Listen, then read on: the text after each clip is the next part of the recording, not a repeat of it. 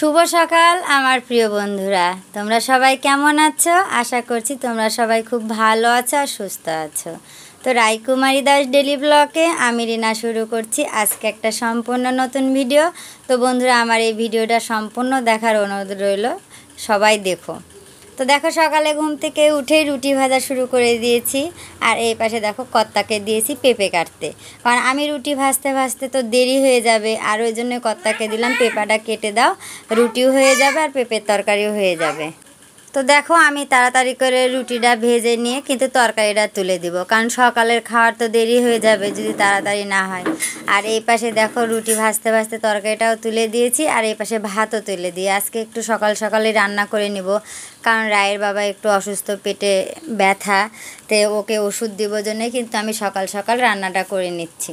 তো পেঁপের তরকারি হওয়ার পরে আমি ডিমের ঝোলটা করে নিব। আর আজকে ডিমের ঝোলটা করছি আলু কুচি কুচি করে কেটে মশলা কষিয়ে রান্না করব। অন্যদিন রান্না করি আলু সিদ্ধ করে, তো এক ভাব খেতে খেতে কিন্তু আর ভালো লাগছে না। তো দেখো মশলাটা কষানো হয়ে গেল, আমি পরিমাণ মতো জল দিয়ে ডিমগুলো দিয়ে দিব। আর এই ডিমের ঝোলটা খেতে কিন্তু ভালো লাগে।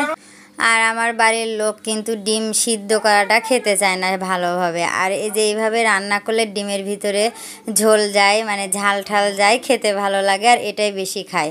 তো তারপরে দেখো এই যে আমাদের জন্য পাঙাশ মাছের ভুনা করব, বড় মাথাও রেখেছি। আর যেহেতু গোপাল নেই, ওর জন্য মনটা খারাপই লাগছে, কারণ ওই পাঙাশ মাছটা খেতে ভালোবাসে। তো দেখো কিছু করার নেই, মামার বাড়িতেও ভালো মন্দই খাচ্ছে, ওই জন্যে কোনো খারাপ লাগা নেই।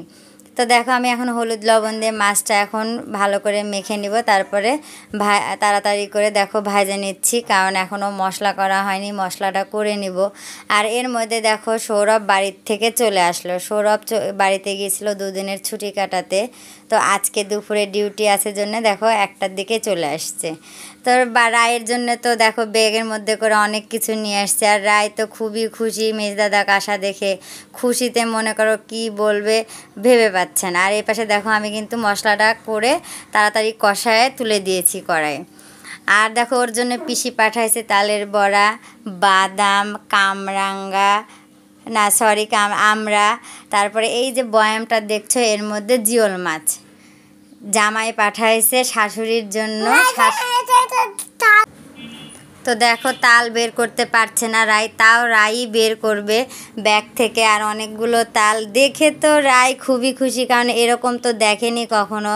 আর তাল হচ্ছে ওই দেখেই খুশি যে কেমন। তারপরে দেখো এই যে মাছ পাঠাইছে কানস মাছ, আর আমি লাল গাবলার ভিতর ঢেলেছি, দেখতেই ভালো লাগছে। আর মাছগুলো নড়ছে, আর ওই তাজা মাছ তো কখনো দেখেনি, কেবল তো ছোট, আর এইভাবে দেখেনি, দেখে খুবই খুশি। আর এত খুশি, ওর খুশি দেখে আমরা বাড়ির সবাই খুব খুশি। আর দেখো হাতে তালের বড়া নিয়ে খাচ্ছে। আর এই পাশে দেখো তাড়াতাড়ি করে কিন্তু আমি ভাতটাও বেড়ে দিয়েছি, কারণ খাওয়া দাওয়া করে অফিসে যাবে। আর রায়ের বাবাও খাওয়ার পরে ওষুধ খাবে। তো দেখো এই যে আলু পেঁপের ঝাল, আলু দিয়ে ডিমের ঝোল আর পাঙাশ মাছের ভুনা। তারপরে খাওয়া দাওয়া করে দেখো অনেক কাপড় কেচেছিলাম আজকে, আর ওগুলো রায়ের বাবা তুলে এনে দিল, কারণ এত রোদ উঠেছে, এই রোদে সারাক্ষণ থাকলে কাপড়গুলো একদম ঝাঁঝা হয়ে যাবে। তো দেখো নামা এনে দিয়েছে, আমি এখন বিছনাটা পেরে নিব। তো তোমাদের সাথে আজকে একটা জিনিস শেয়ার করব, সেটা হচ্ছে আমার বিছনার যে তোষকটা দেখতে পাচ্ছ, এই তোষকটা হচ্ছে আমার বিয়ের, আমার বাবা দিয়েছিল। আর উপরে আমি কাপড় দিয়ে ঢেকে ধুয়েছিলাম। কাপড়টা অনেক দিন হলো ছিঁড়ে গেছে, আর ঢাকা হচ্ছে না নতুন কাপড় দিয়ে। তার উপরে আমি দেখো ক্যাথা পেরে নেব, কারণ তোষকের উপরে যদি শুধু চাদর পারি তাহলে কিন্তু তোষকটা তাড়াতাড়ি ছিঁড়ে যায়। আর তোষকের উপরে যদি একটা ক্যাথা পেরে রাখা যায় তাহলে চপড়টা কিন্তু কম পড়ে। ওই জন্য দেখো আমি একটা মোটা ক্যাথার উপর পেরে রাখছি, তারপরে চাদর পারবো।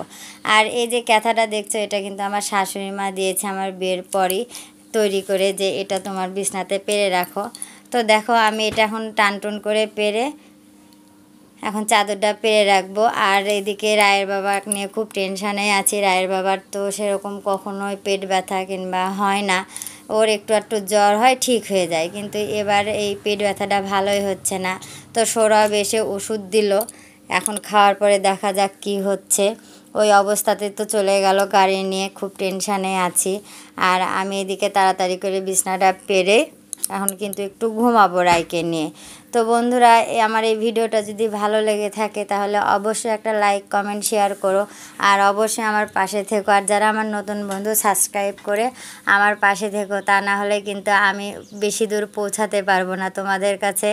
আমার এই ভিডিওটা যদি ভালো না লাগে তাহলে কিন্তু আমার খারাপ লাগবে, আর তোমরা যদি দেখো তাহলে কিন্তু আমার খুব ভালো লাগবে। তো দেখো, বিকেলবেলা কর্তাকে বলছি যে তোমার নাতির পেটে ব্যথা, তুমি একটু ওষুধ করে দাও। কর্তা আবার ওষুধ করতে পারে। তো দেখো, কর্তা তাড়াতাড়ি করে নাতির জন্য ওষুধ বানাতে বসে পড়েছে। আর এই বয়সে যে এখনও সব কিছু খালি চোখে দেখে, আর কী দিয়ে ওষুধ করা লাগবে সেগুলো মনে আছে, এই দেখেই কিন্তু আমাদের অনেক ভালো লাগে। আর আমরা বিশ্বাস করে এই ওষুধটাও খাই, আর কাজেও দেয়। তো বন্ধুরা, কর্তার এই ওষুধটার কিন্তু খুবই টেস্ট, আমরা খাই, আমরা জানি, আর খেতেও কিন্তু ভালো লাগে। আর এটা খেতে হয় কলা দিয়ে। আর এর হচ্ছে প্রধান গুণ হলো এটা খাওয়া মাত্র পেটের ব্যথা, আমাশা বলে যেটা আর কি, সেটা কিন্তু খুব ভালো হয়ে যায়। তো রায়ের বাবা খেয়ে নিল। আর এদিকে যে তালগুলো পাঠাইছিল দিদি, সেগুলো তো আজকে না ঘষলে একদম পচে যাবে, কারণ নরম হয়ে গেছে। ওই জন্য আমি রাত্রেবেলা দেখো 4টা তালই একদম ঘষতে বসে গেছি।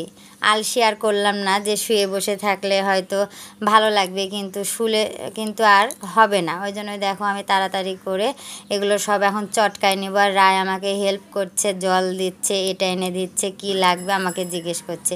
তো আমি কিন্তু সুন্দর করে সব তালগুলো একসাথে মথে নিয়েছি, যাতে গোলাতে বেশি সময় না লাগে। আর আমি তো দেখো এই যে এইটাতেই তাল আমি ঘষি, খুব তাড়াতাড়ি হয়ে যায়। আর তাল ঘষতে কিন্তু হাত লেগে যায়, কিন্তু করার কিছুই নেই, কেউ তো নেই করে দেওয়ার মতো।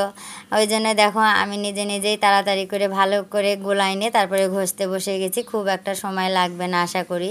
তো ঘষতে ঘষতে দেখো হাতটা একটু ধরে গেছে, তারপরে আমি আলগুচে ধরে আছি। আর এই পাশে দেখো কতগুলো